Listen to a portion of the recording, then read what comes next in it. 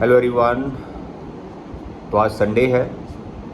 Sunday को कुछ बच्चे मेरे पास घर पे भी आते हैं पढ़ने। They are very special. एक ये बैठा हुआ देखो 9th क्लास, और एक ये बैठी 9th क्लास, दोनों 9th के।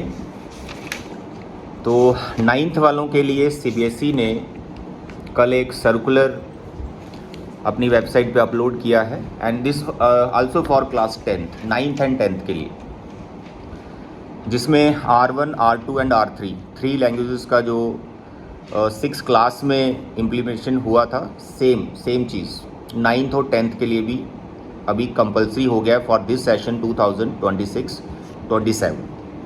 तो मैं इन दोनों को भी समझाने लगा हूँ वो सिस्टम क्या है। तो आप सभी भी इनके साथ प्लीज़ समझें कि 3 लैंग्वेजेस का क्या मतलब है।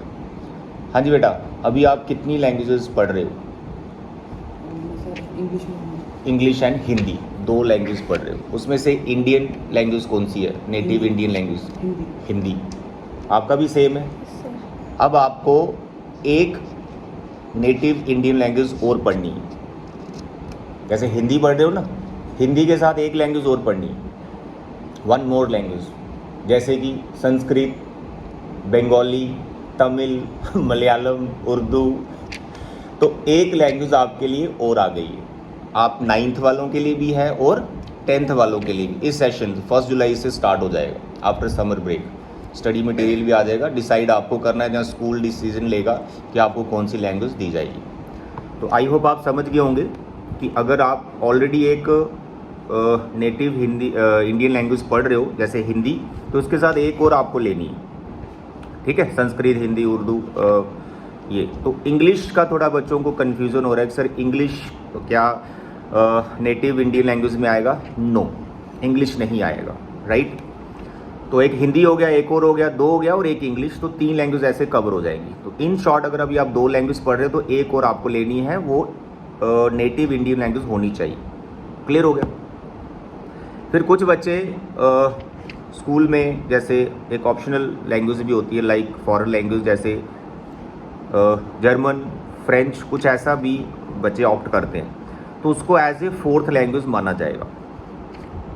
तो वो आपने एज ए 4th लैंग्वेज फिर स्कूल में पढ़नी है। वो स्कूल आपको दे रहा है नहीं दे रहा है, वो स्कूल पे डिपेंड करेगा। राइट।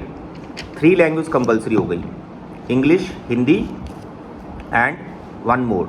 लेट अस सपोज आपने डोगरी ले लिया, तो एक इंग्लिश पढ़ना है, एक हिंदी पढ़ना है, एक डोगरी पढ़ना है। 2 उसमें इंडियन आ गई, एक आपकी इंग्लिश आ गई। क्लियर? तो आपका मन है फ्रेंच पढ़ने का, तो आप उसको एज ए 4th लैंग्वेज ही पढ़ेंगे। I hope it is clear. तो ये पहले क्लास 6 के लिए था, अब 9th एंड 10th दोनों के लिए कंपलसरी हो गया। ठीक है, तो आई होप ये क्लियर हो गया। फिर भी कोई डाउट है तो आप मुझे बताएं। आपको हो गया क्लियर? क्या क्लियर हो गया? एक और। आपको हो गया क्लियर? ठीक है।